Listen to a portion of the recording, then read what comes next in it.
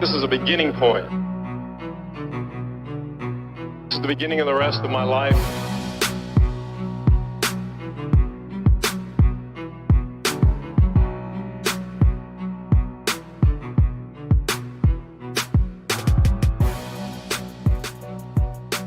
I got the meaning, and I got to write it down, because I don't want to forget it. Just win, baby.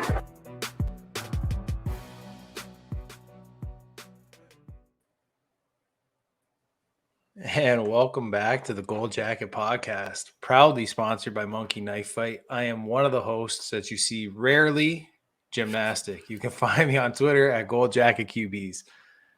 I am joined, well, actually, no, he is joined by me sometimes, but here he is, the other host, the guy you probably think started the show. He's here all the time, Connor Donald. He can be found on Twitter at Connor10. We're proud members of the True North Fantasy Football Network, so make sure to check out the entire episode or entire network at True North FFB on Twitter. On YouTube, you're probably checking us out right now on the TNFF network. On the internet, TrueNorthFFB.com, which is our newest platform. Instagram, again, still don't know about that. It's True North FFB. I have no idea what's going on Instagram. Don't ask me anything about it. But you can find articles, rankings, podcast streams, and so much more. And Kaylee's kicking that over on Instagram. So welcome to week 3 of the NFL season. We're talking about some week segments here that we look at with key injuries. We're going to overreact to some buys and sells and emerging stars and our favorite fantasy storylines of the week.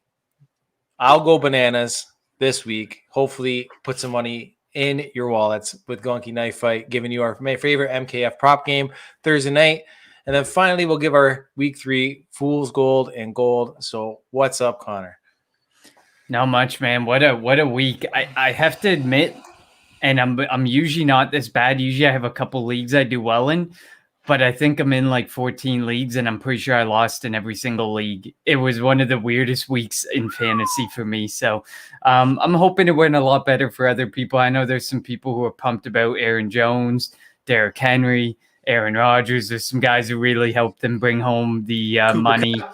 Cooper Cup, big time. Oh man. Let me tell you. Like me and Matty Marr, and you ended up rostering, Derrick Henry and Aaron Jones in the TNFF Dynasty League. You're just laughing. I hate the shade being thrown at Robert Woods though. Bobby Trees, don't give up. Don't give up hope. I don't think there's any reason. I got a lot of Bobby Trees everywhere. Little Cooper Cup. Yeah, I had very little Cooper Cup as well, but you know what? It is what it is. And let's get started. Let's talk about how about week 2. Last week, I was like, we went on for about 35 minutes about injuries. And I was like, it's week 1. Of course, this stuff happens. Here we are in week 2 thinking it's going to be anything less. And I think the list actually grew this week again. So let's start out with Andy Dalton. He has a bone bruise. Per Matt Nagy, he sent the PR department out there, and they said he's our starter if he can play. Likely not going to be playing this week. It'll likely be Justin Fields under center, hopefully for at least 2 or 3 weeks, and then Matt Nagy realizes, oh shit, Justin Fields has to stay in. Hopefully Fields can prove enough. He was a little spotty this past week. Do you think this is it? Do you think this is the Justin Fields show now?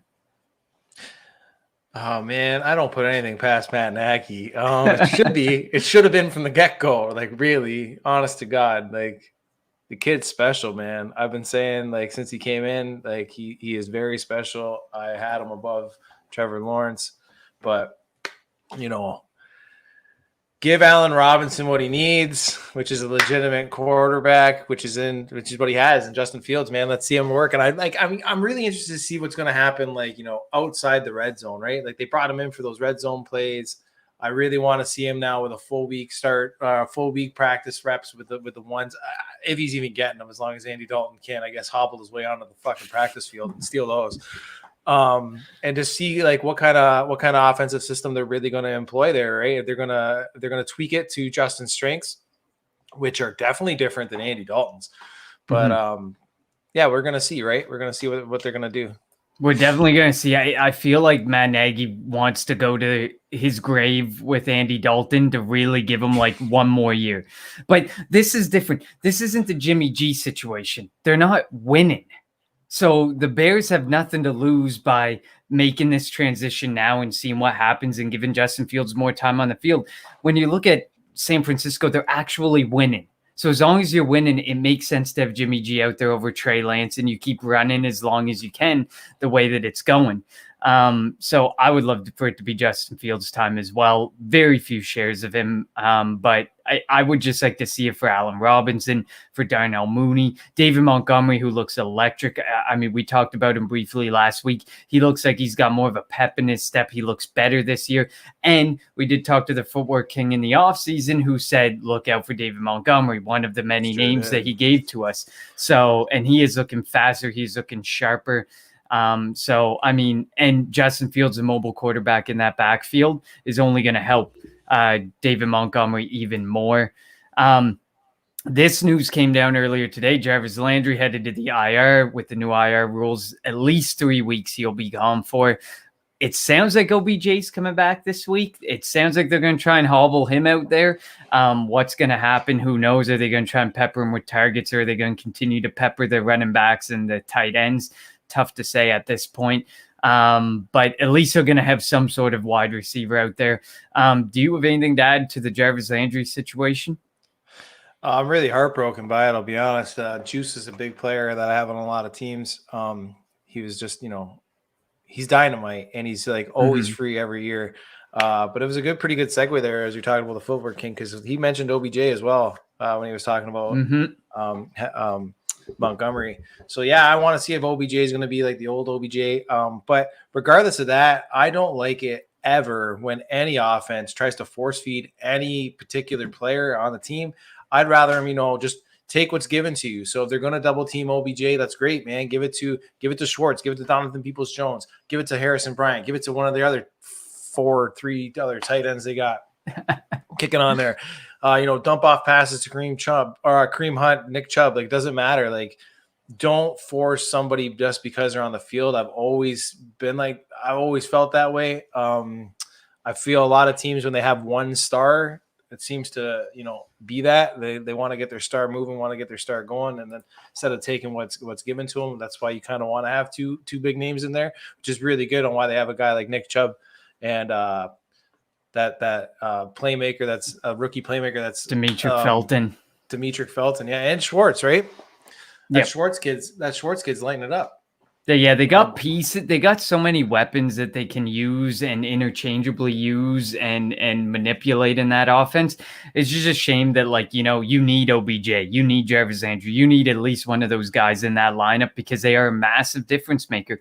Because Donovan Peoples-Jones, Anthony Schwartz, Higgins, they're not wide receiver ones. They're not drawing over top coverage. They're not drawing the additional coverage that OBJ and Jarvis Landry draw. So, and that's what you need to help the tight ends, to help the running backs, and to really have that offense constantly going and flowing. I really actually do think that the Cleveland Browns are actually built as a pretty good, football team. You know what I mean? Not just superstars here or there. They have, like you said, they have good pieces, man. They have a good team of just good football players, man. So it can work. They're not going to be blowing teams out of the water, I don't think, but they could definitely keep up. We're just going to see. Hopefully they don't, like I said, try to force feed one player, or abandon feeding OBJ and just try to stick with Nick Chubb, anything like that. They gotta keep it moving on all cylinders there. Definitely. Their offense is best. Their offense is best when they're just free flowing and they're not forcing it down someone. So we saw with OBJ last season when he was just constantly peppering them with targets, and the offense became extremely stagnant and inefficient. And then slowly things started to pick up, and we're seeing it this year. The more that ball spread, the better. And you can tell by the way that they target the target rate of the wide receiver, the running back, and the tight end. They're doing a pretty good job of spreading the ball around for sure. Yeah, Baker's making good choices too. I'll give 100%. He very efficient, 40 for 49. I saw it today, so he's completing about 80% of his passes, which is pretty impressive. Next one, I wish I had some really sad music to play, because this one hits the Gold Jacket home really hard. Tua Tagovailoa, he has bruised ribs. Judging by the reports coming out of Miami camp, it doesn't look good that he's playing this week. And that offense looked not so hot with Jacoby Brissett in. So this hurts because Tua's got a lot to prove. Multiple levels. Yeah, Tua's got a lot to prove. He needs to be out there. That offense works better with him. And I mean, the injuries suck, man. And there must be something with the cartilage. Just must be pretty bad because he apparently is pretty hobbled by it from all the reports that we're hearing. So this one hurts. That's all I can say. Yeah, I'm pretty upset. I think this is gonna end his fantasy season. You know what I mean? Like, he'll play, but don't expect him to be fantasy relevant. And on another level, I'm really upset for is Jalen Waddle, man. I liked seeing what this kid was doing with Tua. Right? I liked seeing what they were rolling with there with the quick screens and getting them in space. I hope it still continues, but I think, like you said, the offense looks a little bit more stagnant with a guy like Jacoby Brissett in than Tua. But could just be a comfort level too. Like, he hasn't gotten a chance to really roll with the ones very much and stuff. Maybe a week of practice. Hopefully that cleans things up because, you got Will Fuller coming into the fold. You have Jalen Waddle. Fuller's back. I heard he wasn't ever going to play another down. There was some reports, but there's also reports out there that DeAndre Swift may or may not have been involved in a murder. Like, you just don't know. You just don't know what to believe anymore. Let's see. In the comments, we actually got a question. Who won this trade? Ambu Luffy. Hopefully I got that right. Sterling Shepard, Amari Cooper, and Jonnu Smith for George Kittle and Justin Jefferson. Jim? Is this a dynasty league and super flex? Let's assume that. Let's call it what it is. Dynasty super flex, man. I really think you got for the long-term haul, I think it's Kittle and Jefferson. I love Amari. I think he's an excellent wide receiver. Lighting it up right now, Sterling Shepard, obviously. So if you can sell high on him, sell high on him. Jonnu was a guy, good prospect metrics, but just never really had the breakout, right? Because he was behind Derrick Henry, and now what's happening in New England, who fucking knows? They're considering their investment in the tight end position, they're not actually targeting the tight end position as much as you would have assumed. I think they're actually bottom 3 in the league for targeting the tight end right now. Like, it's really weird. It feels like James White is getting a lot of the work that Jonnu and Hunter Henry should get, which isn't necessarily a bad thing. But to the same point, you invested so much money in this position. Why aren't the targets there? But I agree with you. Sterling Shepard, he gets injured a lot. I think he's taken advantage of an adjustment in that offense, and he was never really a wide receiver one in my eyes. So now that some of the attention is off of him, he's looking a lot better than, what he really is, because you got Darius Slayton, you got Kadarius Toney, you got Saquon Barkley, you got Kenny Golladay, you got eyes everywhere. So Sterling Shepard's taking advantage of that. And I also think he's taking advantage of Evan Ingram and his continued historic run with injuries. Amari Cooper, he also is dealing with some nagging injuries, which I'm pretty sure he's going to have nagging injuries every single year for the rest of his life. Jonnu Smith, same thing. George Kittle, I think this San Francisco offense is running really weird right now. Brandon Ayuk taking the back seat. I don't think I've ever seen so many running backs injured, ever. And Justin Jefferson, I mean, you're seeing it. The Minnesota Vikings defense isn't good. The Vikings have to throw the ball a whole lot, and Justin Jefferson seeing a lot of targets. KJ Osborne seeing a lot of targets. Adam Thielen seeing a lot of targets. They're going to continue to see a lot of targets. I think I agree with you, Kittle and Jefferson for sure, because Jonnu's such a meh. Amari Cooper's really good. He's got to stay on the field and stay healthy. Sterling Shepard's really mad to me. Yeah, I mean, what are you going to put him in, plug him in on your flex position, depending on depending on the matchup. You can't tell me you're confidently starting him week in and week out. So I'll tell you right now, as a Sterling Shepard owner, 2 weeks in a row, he has been on my bench because I have not been confident enough to start him. it could be a good week this week to definitely roll him out against the Atlanta this will Falcons. be the week, but and then he'll put up a Dutsky, and I'll be like, yeah, awesome. yeah, well, I mean, let's not lie, okay? Let's really not lie. But we'll continue down our injury report here. Carson Wentz finding new ways to get hurt instead of just one ankle. So what's the foot? Now there was one ankle. Now, lo and behold, 2 ankle sprains. The severity of the injury is still not completely certain. How long he's going to be out, still not completely certain. But this hurts me as a Carson Wentz I would consider myself a Carson Wentz truther. I thought going here would be good for him, but he is making this offensive line look bad. I can't remember. I think it was Ross Tucker. I was listening to his podcast today, and he said that Carson Wentz makes offensive lines look bad. It's like he's finding ways to make good offensive lines bad. And I can't believe it, because look at Jonathan Taylor. He leads the league in inside the 10 carries. He has 8 or 10 for a grand total of -1 yard, no touchdowns. Like, something's not right. Something's not right. It feels like Carson Wentz brought the injury taboo, the bad offensive line taboo over to Indy. And it's becoming like Philadelphia Eagles 2.0 over there, except Philadelphia's not looking so bad in those departments this year. I don't know what to say about Carson Wentz. Don't sell because you're not going to get shit for him. But on the same point, it's going to be some hard to hold that guy. Yeah.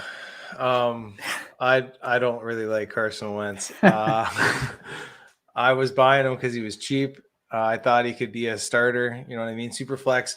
I've been on the record. I said, like, listen, Superflex prior to the season, this dude's cheap, and this dude has one of the best offensive lines, and all he needs to do is turn anything, and you'll turn a profit on him. I'm sorry, man. I'm sorry to anybody that took, the free shot at him, because you're not getting anything for him. No, I think we don't have to really drag that on. That's just depressing. But how about the 49ers running backs? Elijah Mitchell had a shoulder injury, came back. Hasty ankle injury, likely not going to return because they've already went out and plucked a player from, what was it, Jaquez Stevens, is it? Plucked him off at practice squad, which means he has to stay on the roster for 3 weeks automatically. So obviously there may be concern with Hasty. And then Sermon went out there and looked like his head looked like an absolute fucking human pinball. I've never seen a head hit so many different spots so many times in such a short period of time. He's in the concussion protocol, likely out for this week as well. Yeah, go get Jeff Wilson. Go find Jeff Wilson. None of them. None of them. Go and get Jeff Wilson, because he's going to be free. Stash him. And when the time is right, he's going to lead that backfield. 100% when he comes back, if he's healthy, he's leading that backfield. No, he's going to lead that for like a week. Relax. Oh, my God. Just stay away from them all. Now, I almost feel like it is this like weird plague to be on that team. Listen, the one guy here that I know it looks real bad for me even saying this because one play and he's out, but it's the conky kid, man. It's Trey Sermon. The talent is there. Everybody gets conkies, man. Like that's the thing. Listen, you're getting like smacked around. All right. You just that was bad. That play was bad. But like, man, your eyes look a little glossy and you're out now, right? Like they're all on that CTE train, and like rightfully so. So they're taking no precaution, or they're taking no chances. But like still, man, the talent out of the talent there, man, he's the most talented running back in that backfield. And like, fuck you if you say it's Jeff Wilson Jr. Like, He's just cheap. He's cheap, and you can sit on him, and you see what happens. I mean, you look last year; he had an 18-point game, a 30-point game, a 12, a 26, a 20. He had the games. He also had a lot of clunkers in between. But that's how many people started him during that run? How many people? What was the roster starting percentage during that run? I'd have to go find that, but yeah, I don't know either. But I bet you a lot of people left him on his fucking bench. There's a chance. You know what? There is a chance. But yeah, if you can avoid the situation altogether, I mean, I would probably avoid it altogether too. I completely agree. If you have Elijah Mitchell, if you listened to us, you would have blown your fab load all over that, and then you would have sold them for a profit, because I don't think you're going to get much of a chance to sell them for a profit. But if you do again, if the door opens again, I would sell them for a profit, because you don't want to be in this mess. You really don't. Yeah. Next in line, running back, Daryl Henderson. He's got a rib issue. Sounds very reminiscent of the Tua Tagovailoa situation as well. He is going to be reevaluated on Friday. Damn, Sean McVay, listen, maybe I'm getting too used to Bruce Arians and his coach speak and stuff, but damn, Sean McVay stood by his word. Dude stood by his word, and Daryl Henderson is actually looking pretty good. But I don't know if I'd be able to play him this week. If he actually comes out, if they actually put him in the lineup and play him, I don't actually think that I'd be able to play him, because he's playing against the Tampa Bay Buccaneers, who have the number one against running backs defense in the league. So he probably was a sit no matter what for me. But damn, Sean McVay, you made Bruce Arians look bad. Bruce Arians was the one who said Ronald Jones would be a starter this week. Hardly was a starter. This is a guy who said that Keyshawn Vaughn was breaking out this year, and then went out and got Gio Bernard and re-signed Lenny Fournette. So hey, you got Daryl Henderson's good. I just wish he could stay healthy, because those first 2 weeks were good. Can I just real quick here? First off, Michael Chapp, I do not think you're going to get a decent deal on either one of those quarterbacks. And two, what kind of league lets this dude get both those quarterbacks? Man, yeah, I would definitely go after. I guess you're going to be talking about Lamar, unless Mahomes is the backup, which is even weirder. Yeah, I'd be pulling the trigger for sure if I can get one of those two quarterbacks. But depends on, as long as you're not going to sink your team for the rest of the year, right? You got to still stay competitive, unless you know you're not going to compete. If you're tanking for this year and just building up for next year, then yeah, throw whatever you can at them. But still, like, have yourself a solid foundation, right? Like, don't go into it and now have like no draft picks, no running backs, one wide receiver, Kelsey, and that's it for your tight end. Like, you got to have something, man. Like, if you're not going to be competing, and if you are not competing and you don't think you're going to be competing for like 2 to 3 years, then that's where I'd be trying to look at selling your high-end running backs and flipping them for lower-tiered running backs, say like a Saquon, say you had a Saquon or a CMC, flipping them down for a couple first-round picks, and like, you know, a David Monty or a Joey Mixon, and loading up that way, or a CEH, because like I heard you could buy low on my boy through the fumbles, right? I would be doing that, absolutely, and you know that would be my suggestion to you. Somebody did post on Twitter earlier today that you know, high ankle sprains, which Clyde Edwards-Helaire got diagnosed with 4 weeks ago, generally takes 6 to 8 weeks to work through. So that very well could be what's causing him the issues. And, you know, that gelling of an offensive line coming from a Philadelphia Eagles fan who in 16 games last year watched 14 different offensive line combinations march out there. You have to create that flow between the offensive line. And I don't necessarily believe it's all there yet for Casey. I think you give it 3 or 4 weeks and suddenly these guys are going to flow like a well-oiled machine, and Clyde Edwards-Helaire is going to be running wild. The Clydesdale will be running wild. So do you have anything to add to Daryl Henderson? Oh, man. Jesus. If he's wearing a flak jacket, then yeah, I'd roll him out for goal line work. If he's not, and there's no report of him ever going to be wearing a flak jacket, then I would stay the fuck away from him if he's rolling in. Perfect. Love it. Easy enough. Ready? And if he's not playing real quick, Bank on my boy Bobby Trees for getting some end zone looks. 100%. It just be if Daryl Henderson's not good to go, especially up against Tampa Bay, I think it's going to be a shootout anyways. I think roll out all the damn wide receivers playing in that matchup. Robert Woods, Cooper Kupp, Antonio Brown, Chris Godwin, Mike Evans, roll them all out because I think it's just going to be a good old-fashioned shootout between those two teams. Even Van Jefferson, if you have if you have an open flex spot, look what he did in week 1. Boom, one big play is all it takes, and boom, he just became a good flex play for you. So you never know what might happen there. Bobby Woods and Cooper Kupp can't take it all. But then again, I said this last week about Mike Williams and Keenan Allen. Can Mike Williams really see that same type of workload week in and week out? And 2 weeks in, and here we are looking at Mike Williams with 2 weeks of over 10 targets. I think even out-targeted Keenan Allen this past week. So, yeah.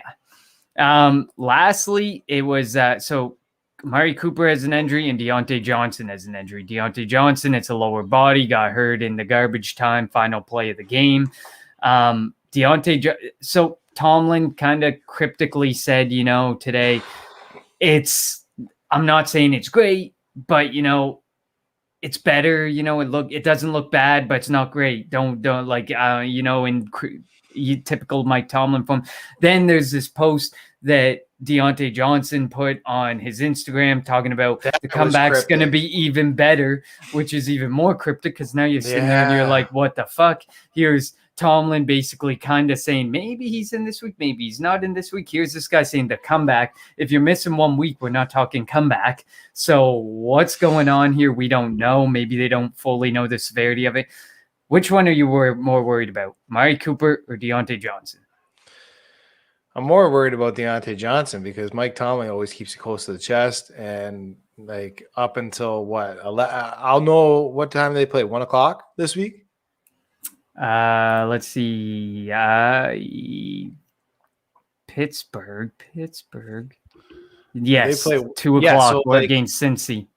It's not a bad game to sit them if you have to. I won't know until 11 o'clock my time if he's inactive. And just to be on, just shoot a shit with you real quick. That's too close for me. That's way too close for me to be setting lineups. And I got 2 kids at any given moment from 11 to 12:52. I might have to be doing some shit with them, right? And getting them ready to go. So I might miss that one. Last week, I'm in a couple leagues. I use shout out to I use dynastyplanet.com as my go-to tool for multiple league rostership. Just a little quick shout out to them. It's a really good tool.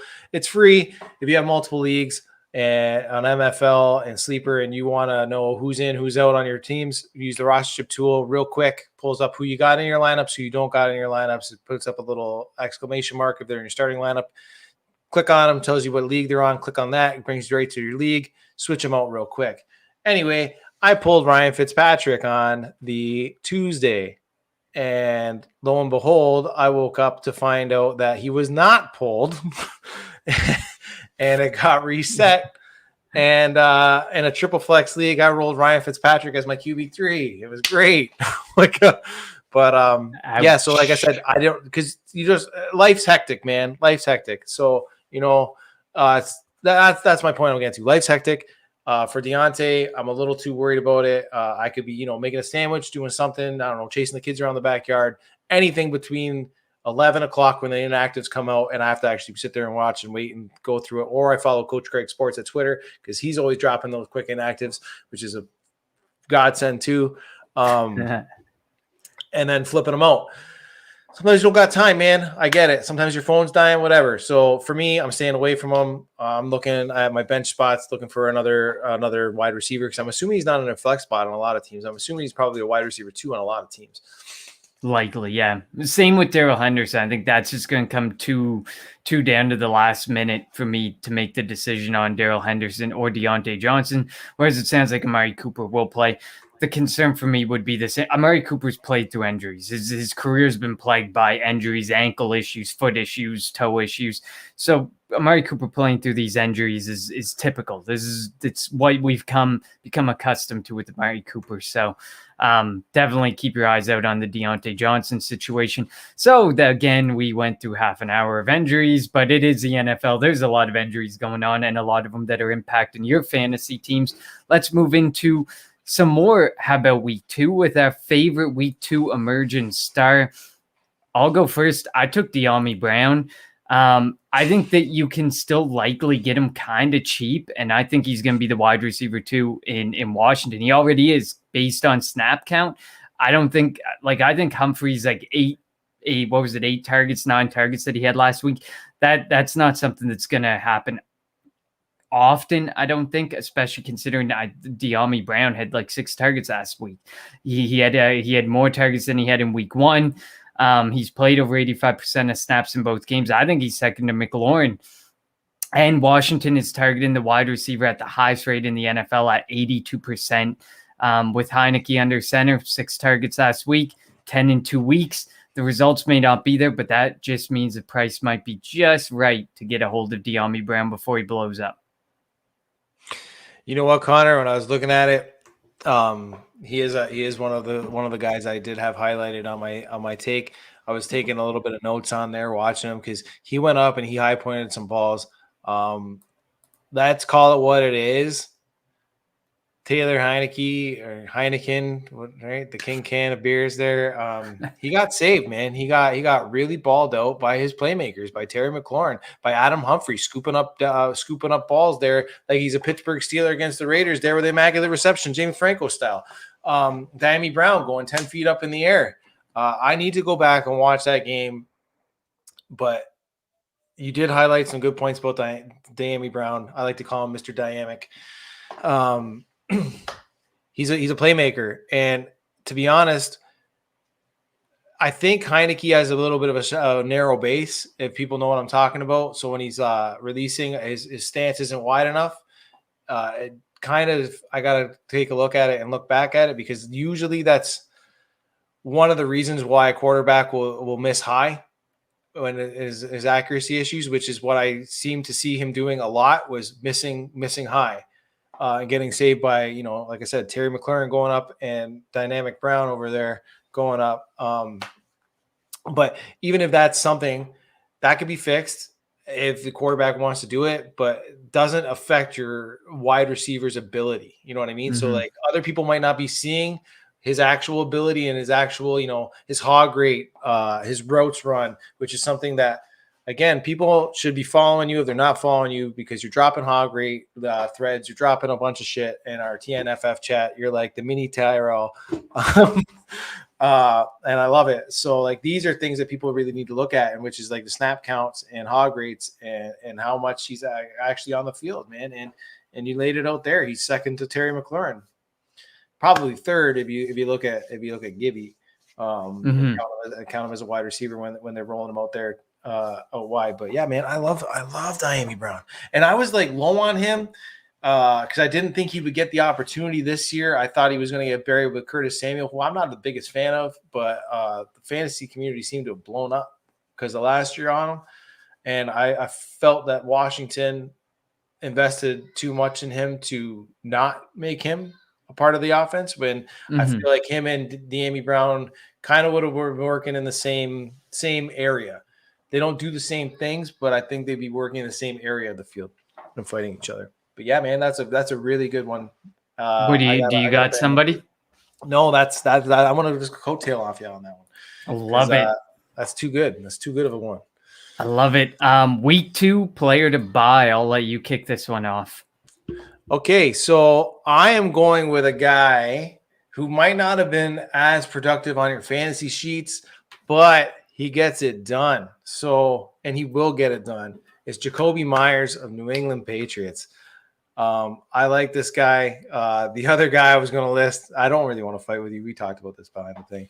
But yeah, this is an overall buy person that you want to buy. Jacoby Myers, man. He hit. Let me just pull up here on the offensive snap counts real quick because he was on the field.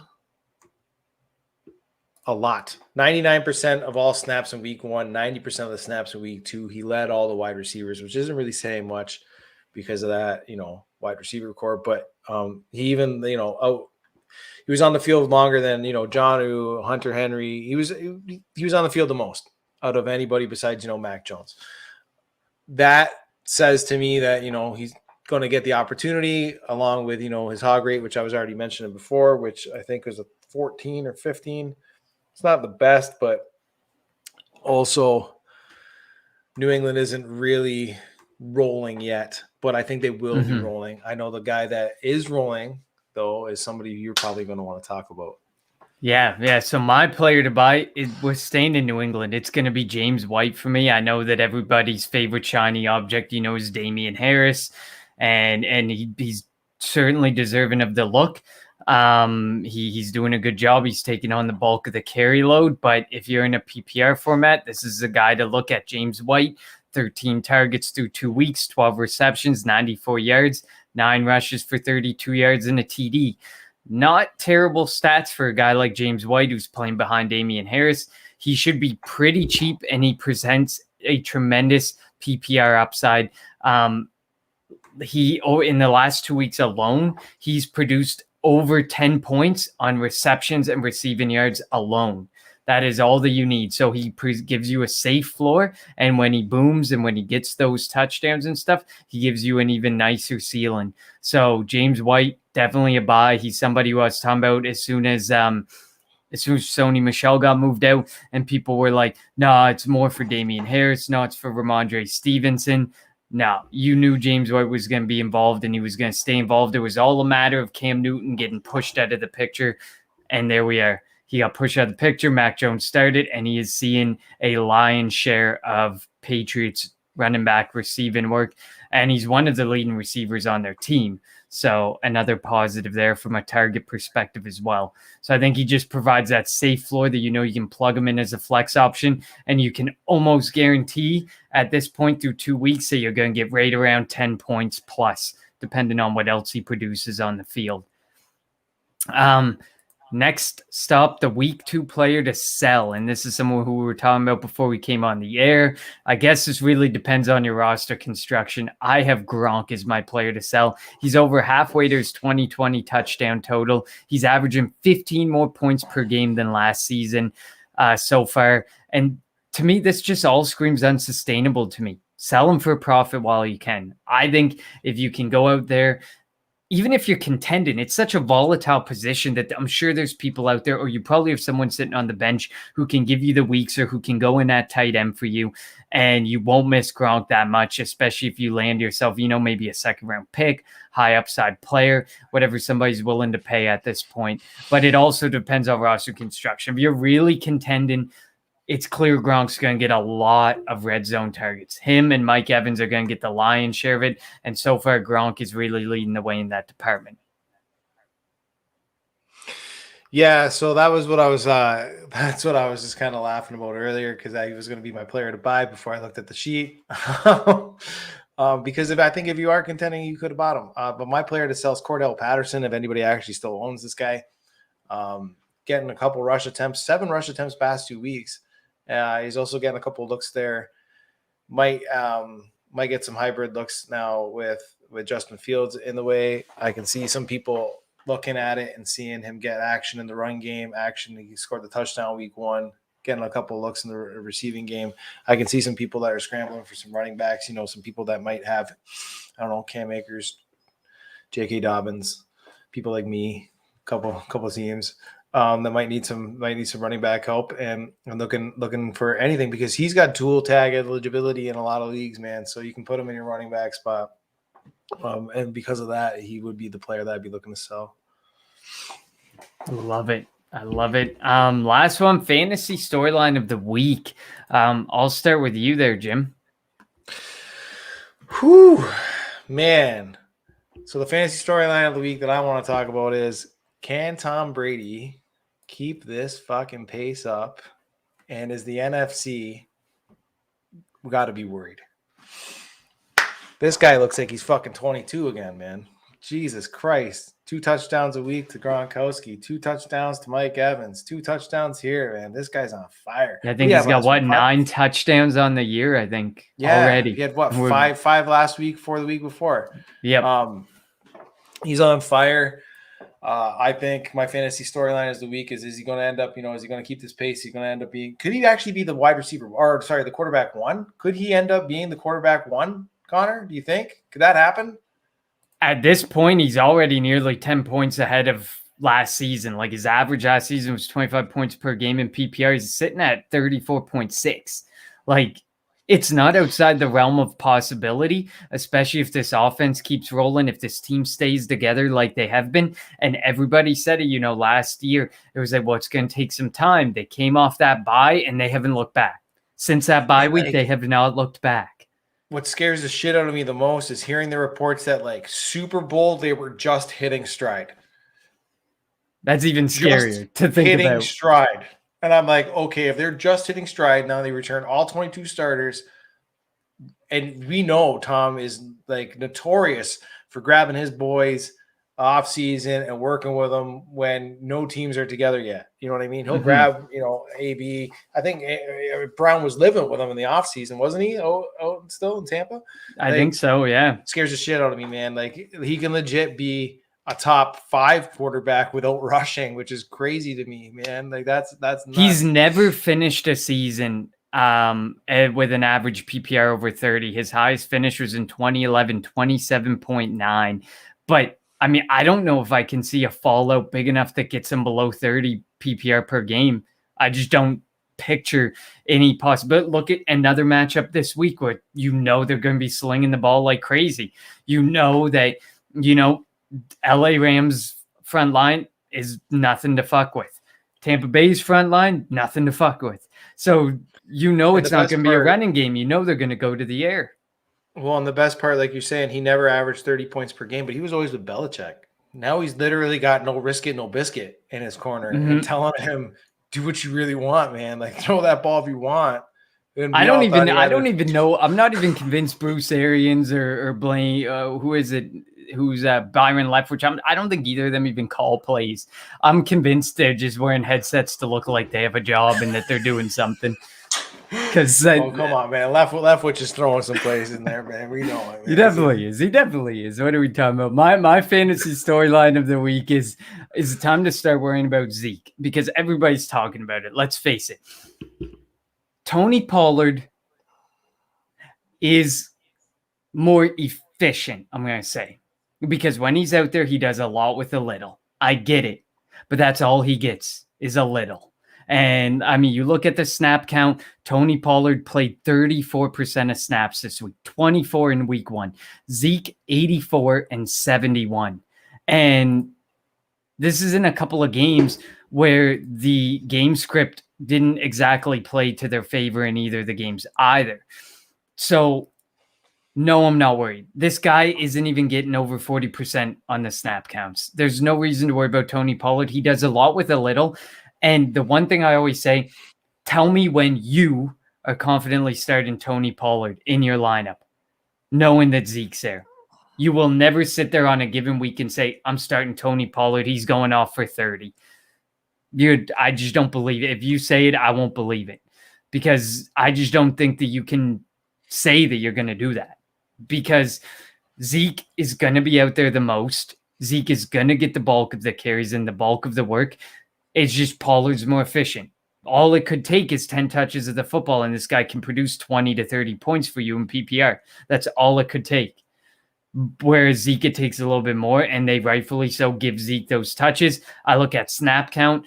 I look at the amount of workload they're getting, and I look at the amount that they've invested in that player. There's way too much invested in Zeke to go shift into this 50-50 split where Pollard gets a lot of attention. Nothing makes sense.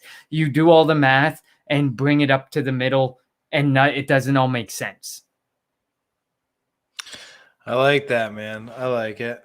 All right. So with that, you want to do segment number 2? It's time to go bananas.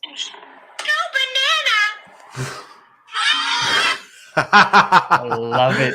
I love it. Man, I love The Simpsons so much. But anyway, I love going bananas. I missed it last week, so I'm excited. So first off, shout out to Monkey Knife Fight, the awesome sponsor. Go check them out, monkeyknifefight.com. Make sure you use the promo code TNFF, and you can get a 100% match up to $50 on your first deposit. Yeah, man. So anybody that knows, sorry, last week had a little bit of things come up, so I wasn't on the show. But going bananas, I take a look at the Thursday night game, and I give you my favorite game in the Monkey Knife Fight Rolodex. So this week, I scoured not that long, man. That was the first one that hit my mind. I said this is a pretty easy one for me to go with, and that is the quarterbacks. It is Josh McCown Jr., aka Sam Darnold, 270.5 passing yards in the more or less contest. I'm going with more. And his counterpart here, quarterback with 0 starts to his resume, Davis Mills. He's got 205.5 passing yards, and I think that is going to be significantly less. This one has a 3.6, I think. Let me see, 3.6 payout. But either way, so they're giving you a little bit of the bonus on that one. For me, I think that's an easy smash, man, and that's Joshy Jr., aka Sam Darnold for the more, and Davis, get off my lawn, Mills for less. Definitely working in opposite directions. Sam Darnold's actually looking pretty good. Davis, the Texans actually look like a football team, like an okay football team under Tyrod Taylor. Davis Mills stepped out there, completely different. The Texans we thought we were going to get all season. So I can definitely agree with that. And with that, make sure you check out monkeyknifefight.com and go bananas with that boy Jim. And moving into the gold and the Fool's Gold section. I mean, I should probably give you the opportunity to shout out Viridian Global before we move into this. So you should. Jim. So I'm wearing my CEH Viridian Global shirt as solidarity to my boy Kyle Hilaire. We love you, and you're still family. And right here at Gold Jacket Podcast, we take family very seriously. We know that family just doesn't stop at the bloodline. It's a word that ensures trust. A word that, well, around here means that I know I can count on you, and you will have my back. Viridian Global's family, a family of the Fantasy Collective, and that is the exact reason Viridian Global will have your back, just like I got your back, CEH. And I don't just mean literally covering your back in the best apparel they could possibly outfit you in. I mean at every step of the way, from finding the brand that fits you the best to tracking your order and making sure you're fully satisfied at every step. With over 50 brands a part of the Fantasy Football Collective, I'm asking you, what are you waiting for? Join the family now. Check them out, viridianglobal.com. Love it. Absolutely love it. Into the gold, in the Fool's Gold we go. Last week you didn't get to come on, sadly. But you, on the show sheet, I saw you hit some gold. You hit some Fool's Gold. So let's see if we can do it again this week. We'll start with the quarterbacks. Gold. I'm going Daniel Jones for gold, baby. Listen, it's kind of weird because a lot of people probably don't realize Daniel Jones is a QB5 in PPR right now. He is your QB5. And that's crazy to think that he has pumped out on average 25 points per game, but he's actually doing a really good job. The team is not. The Giants are not good. Their defense is not that great. Saquon Barkley is struggling because he's being eased back into action for those managers freaking out about Saquon Barkley. But this is against the Atlanta Falcons. This could be the coming out game for Kenny Golladay. He could finally show why they paid the guy. This could be a good game for Sterling Shepard. This could be Saquon Barkley's coming out. He's coming off of 10 days of rest. I think this is going to be a good game. I think they're going to beat them. Atlanta's terrible. Atlanta's really bad against quarterbacks. Atlanta's really bad against pretty much every position group out there. So I'm going Daniel Jones for gold. I like it. I'm going to recycle my gold from last week because I wasn't able to say it. It's Matt fucking Stafford. All right. You know what's going to happen. You said it. It's going to be a fucking shootout. Who ends up shooting those? The gunslinger, Matt Stafford, man. Make sure you got him in your lineups. I'm expecting him to put up points. What is Tampa Bay's defense good at? Run stopping. Matt Stafford isn't a runner. Don't worry about it. Put him in, man, and gold. I like it. I love it. He's QB 11 on the season right now, which is a bit less than you would think, but obviously that's right around the ballpark that we were projecting him when we had our top 12s come out. I think I had him at 10 and you had him at around 10, 11 as well. So, I mean, that's just where we were looking at him landing. So landing right on par with expectations. Next, Fool's Gold, man, I'm going Jameis Winston again. I understand the New England stats against the quarterback are a little bit skewed because, you know, Zach Wilson did Zach Wilson things and threw like 3 picks on 3 attempts and then added a 4th later on. But they've been really good. The New England defense is really good. They're legit. They got some players back who opted out because of COVID, and they are definitely looking the part. And New Orleans, they have almost no threats at the wide receiver position. Marquez Callaway has been a major flop. Traquan Smith, non-existent. Alvin Kamara is about the only thing you really want to have there. The tight ends had a bit of a coming out in week 1. But really, I don't know if I can trust Jameis Winston against a defense as smart as the New England Patriots. I think Jameis Winston can have a classic Jameis day. And Jameis Winston did not look good this past week. So I think an even tougher defensive opponent, Jameis is going to have another rough week.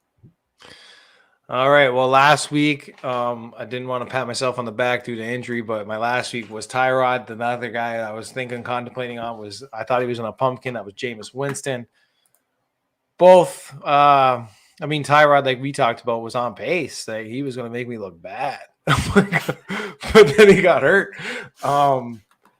But like prayers up to Tyrod, man. That's unfortunate. But this week, my pumpkin is Daniel Jones because I think it's going to be a Saquon Barkley coming out party. Listen, Daniel Jones has been performing very well in the last 2 weeks. Very, very well, as evidenced by your QB5 status. What I don't think is going to happen is that's going to continue. Finally, people are noticing that he has some jets and he can run. He's not a running quarterback, but he can run.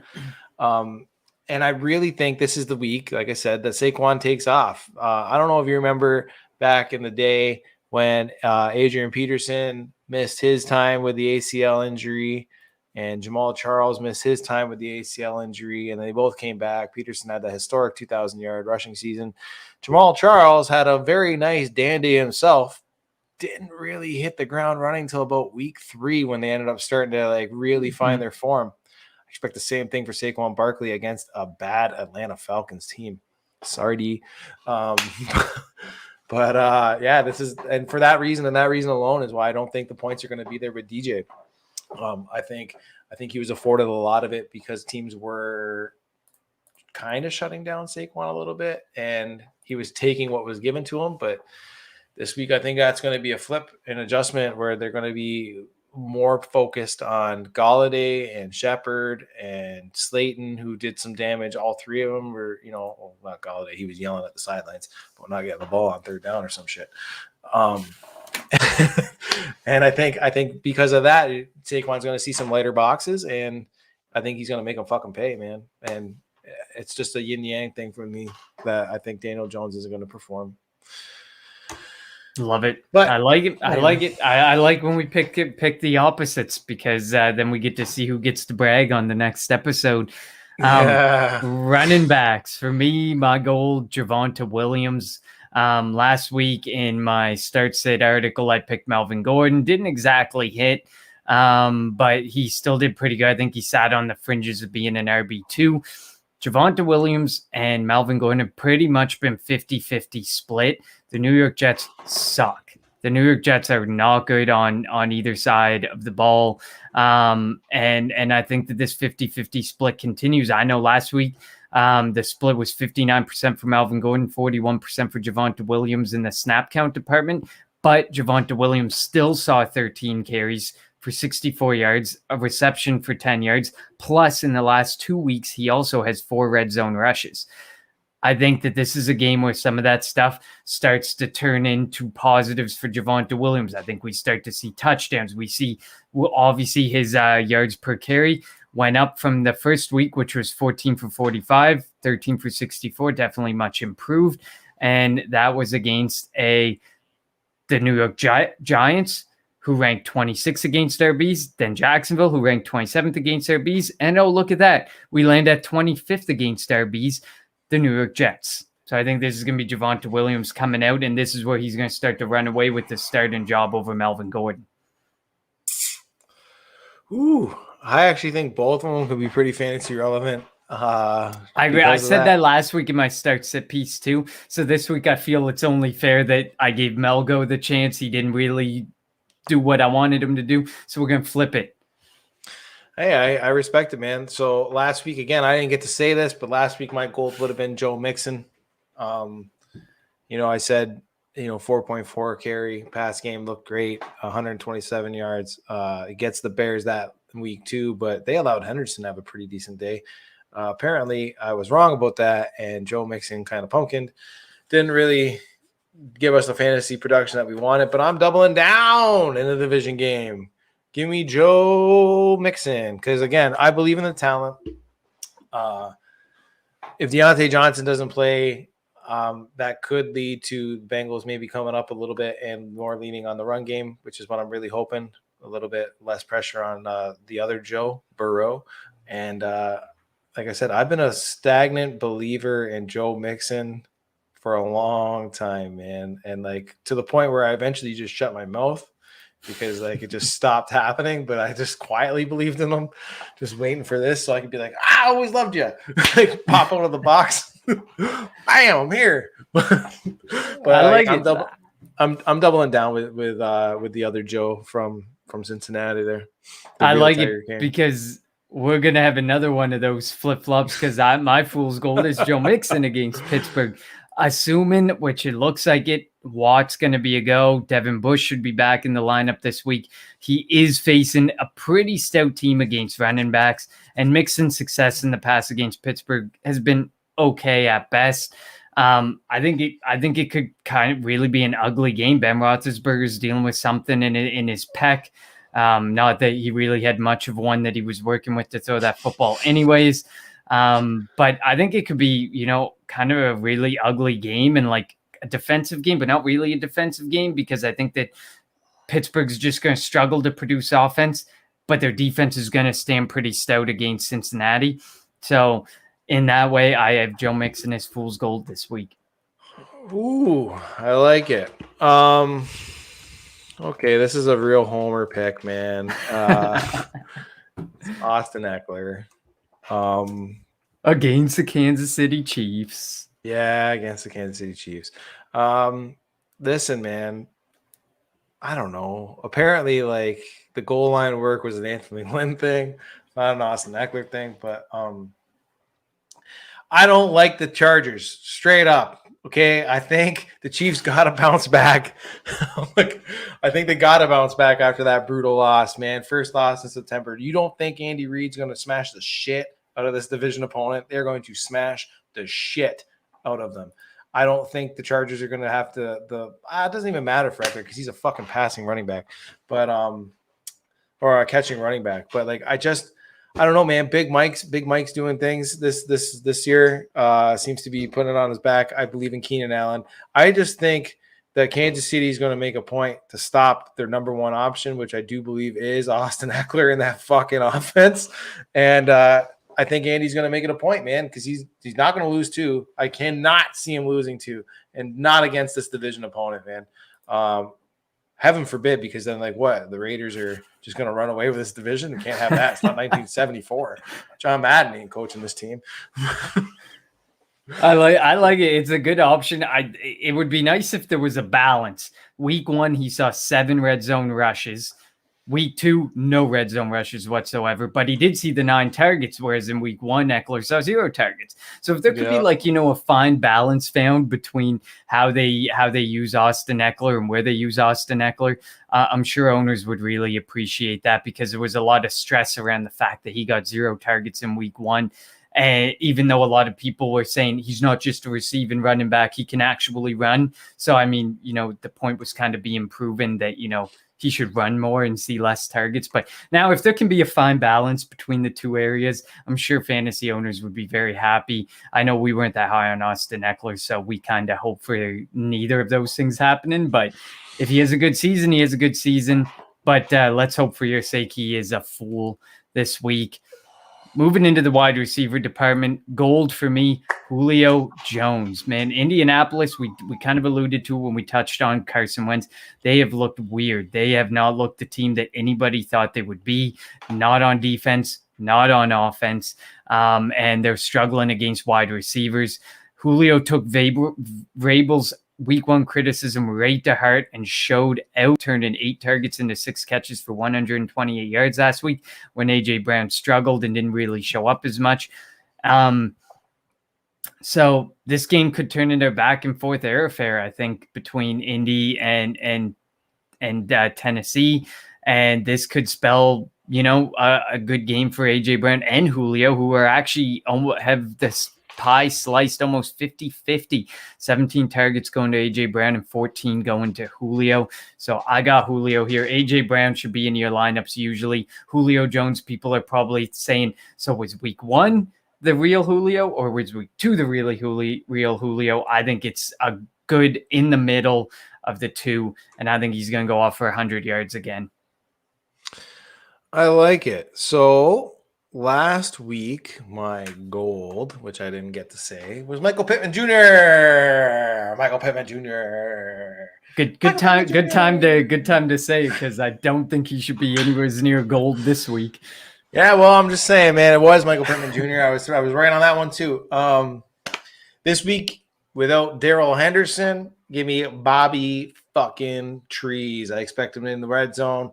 It's not, listen, the red zone work and the touchdown work is not always going to be Cooper Kupp. In this offense, I almost think it's going to be like a flip and flop anyway from week to week, where now I think a team's going to be doubling up on Cooper for the touchdown work and big touchdowns and all this other shit as a wide receiver 1, freeing up Bobby Trees. And with no Daryl Henderson as I expected, or at least no Daryl Henderson with a flak jacket. Again, keep a look on him for that. If he's even active, if he's active with the flak jacket, all that shit. If he's not, give me Bobby Trees. And that is why he's going to be my gold, because he's been slouching a little lately. People are giving up on him, it feels like. But just when you think you're going to give up on them, boom, he puts you in. Just when you think you're going to ride with someone like Sterling Shepard, bam, he gives you a dud. So this week it's Bobby Trees. Can't see the forest for him. Give him to me. I love it. He did see 4 targets in week 1, 9 in week 2. So, I mean, you see the workloads there. You know that he's on the field all the time for LA. So, obviously, you should have no reason not to believe in him. Cooper Kupp, 100% of carries last week. Robert Woods, 98. In week 1, it was 94 and 77. So, he's still seeing a lion's share of work, and he's still seeing some targets to boot. So, I agree, man. I love Robert Woods, too. Fool's gold.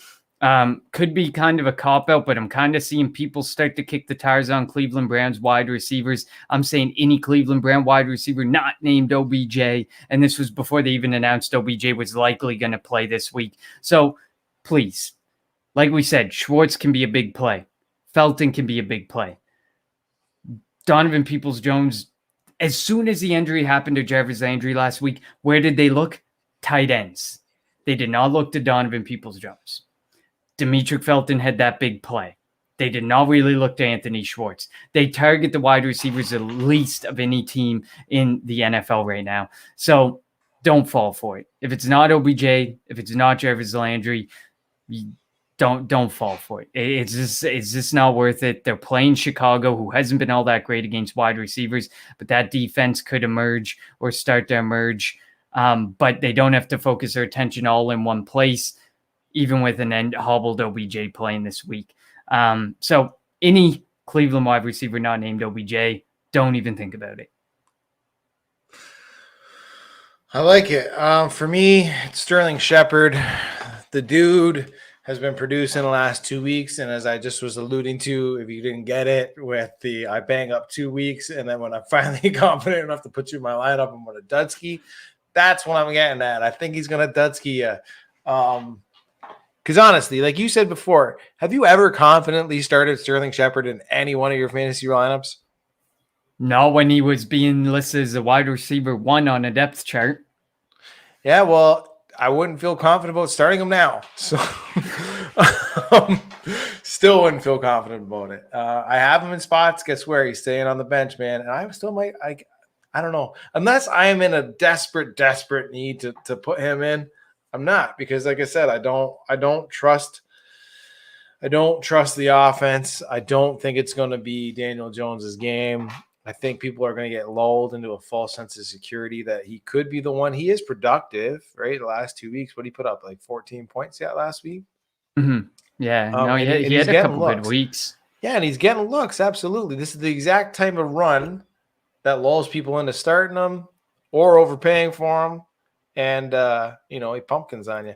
Me personally, on those teams where I've had him, I've been trying to package him up for deals. I've been putting them up on the trade blocks, right? For anything. Again, like I look at it as what's perceived value as a lateral move plus a medium pickup to where I think Sterling Shepard right now is here. And the only way it can go now, like I think you've now seen his peak in fantasy football. Like I've seen that 2 week that's you're not getting higher than that. He's not going to give you 28 points. He's not going to give you a Terry McLaurin style week or a Cooper Kupp style week. I think you're hitting the ceiling. So if I can sell him at the ceiling, I'm all for selling him at the ceiling with a player that's on the come up. I like it. He's currently wide receiver 14, with Zach Pascal at 13, Marquise Brown at wide receiver 6, and Deebo Samuel at wide receiver 3, just as we predicted to start the season. Pascal was my avoid last week, by the way. He was my fool. Didn't get to say that either. Oh, nice for you to point that out and take the loss like a champ after you pumped your chest on Pittman. Tight ends, final stop on the train here. This may be a cop-out, but I mean, he hasn't really looked the part that he was drafted as fully yet, and I'm picking Kyle Pitts this week. In PPR, he's put up a 7-point game and a 12-point game. Like I said, I think this game's going to be kind of a shootout style type game. The Falcons are going to have to score and go pound for pound with the New York Giants. And I think Kyle Pitts is going to have himself a game because the New York Giants defense hasn't been great. They're not necessarily known for their coverage in the middle and covering tight ends. So I'm going with Kyle Pitts, and I think that he finally has his coming out, but I think he's going to have his ups, his downs. He's going to have his dips in the season. Just like we said, don't expect him to pop off for 20 in week 1, like some people, I think, kind of thought might happen. He's starting to climb, but he's going to face some challenges, obviously, along the way. And that starts with probably a team like Washington coming up in week 4, Carolina, New Orleans in weeks 8 and 9. So start him while you can. New York Giants. For me, it's Logan Thomas. Dude's been getting peppered. I think that's the second week with 7 targets. Safety blanket for Taylor Heineke, even though what the hell was Riverboat Ron saying that like Heineke's like a gunslinger, he can sling it, and I was like, I don't think anything about him's gunslinger. But yeah, and he's played 100% of targets in both weeks, 1 and 2. Bam! Yes, 100% of the fucking snaps. That is key. But like I said, there's a myth. Or maybe it's truth. I don't know. But as a tight end being a young receiver's safety blanket, security blanket, and while let's say, man, 7 targets in 2 weeks, like 7 targets each week in the last 2 weeks, got my vote of confidence, man. I want to keep confidently rolling them out. And I do think that, J.D. McKissick last week getting a decent amount of work was just like a freak week. Like I feel like Logan Thomas is going to be the one to get more of those targets, and that's not going to be something that sticks. Logan Thomas and Antonio Gibson may split those targets in future weeks. Fool's gold for me, man. I have had a hell of a time with this dude. Mike Gesicki is going to be my fool's gold, and this is against the Vegas Raiders. But the Vegas Raiders, like, their defense hasn't looked bad. I'm not going to say it's been good, but it hasn't looked bad, especially in the middle of the field as at the linebacker position where, usually it's been a bit of a weaker point. But I just can't get behind Mike Gesicki. I don't know what it is, and now with Will Fuller coming back, like in week 1, Mike Gesicki was my fade in my start sit article. He gave you literally a goose egg. Last week, he didn't really give you a whole lot to work with, and this is without Will Fuller in the picture. Played 39% of snaps in week 1, 64% of snaps in week 2. He's not seeing the work. He's not seeing the snaps, and now he's about to lose even more of his receiving work to Will Fuller coming into the picture. There was a part of me that wanted to buy it in the offseason and buy the hype and be like, maybe. But then you start to see the way that Miami's working, and now Jacoby Brissett into the picture for this week, steering clear of Mike Gesicki again. I like it. For me, it's Big Bob Tonyan. I think people are going to get lulled in there with that touchdown. He was 3 for 3 last week, so very efficient, but like the opposite of Logan Thomas, not seeing a lot of targets. Like I said, week 1, 4 targets, 2 catches, 8 yards. Week 3, 3 for 3 with a 52 on the 1. But the offensive snap percentage, 49% in week 1, 43% of offensive snaps played in week 2. That is not screaming of a guy that is screaming fantasy asset, especially for a guy that got on the waiver wire last year, finished tight end 3, helped a lot of people probably win championships, but I think he's going to be a bust this week. Yeah, and I mean, we at True North here, I mean, Ty did a lot of threads about it. I've done some threads about it. There's been lots of talk about it on podcasts. We've kind of been like, I mean, Ty's also made it known that I don't think he was completely out on Tonyan, but I've made it clear that I'm completely out on Tonyan. I don't think that can be repeated, what happened last season. Obviously, Aaron Rodgers didn't get off to a great start, looked better last week, but I definitely don't see 40 touchdowns and Robert Tonyan getting all the work and stuff that he needs to be a really relevant top 10 fantasy tight end. So agree with you on that point for sure. This has been fun, man. It's good to have you back on the show for sure. And hopefully there'll be less week 3. Maybe you will, and maybe there'll be less injuries so that we don't have to spend half an hour talking about the fantasy impact of injuries. But this has been fun. Thank you all for watching. Thank you all for listening. Make sure you like, subscribe, rate, review wherever you listen to us, and where your support is 100% greatly appreciated. Make sure to check out the whole True North Fantasy Football crew. Jim is showing you where it is up there, truenorthffb.com. Beautiful, fancy ass new site to check out there at True North FFB on Twitter, and hit subscribe on the TNFF network on YouTube. Next week, obviously, same time, same place, and we are talking the same things. We are saying goodbye to week 3 and hello to week 4. Can't believe we're already thinking about week 4. Can't believe we're thinking about being nearly a quarter of the way through the year already. But goes too fast. Absolutely, man.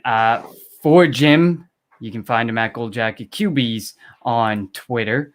And for Connor, you can find me at Connor10. We will see you next Tuesday.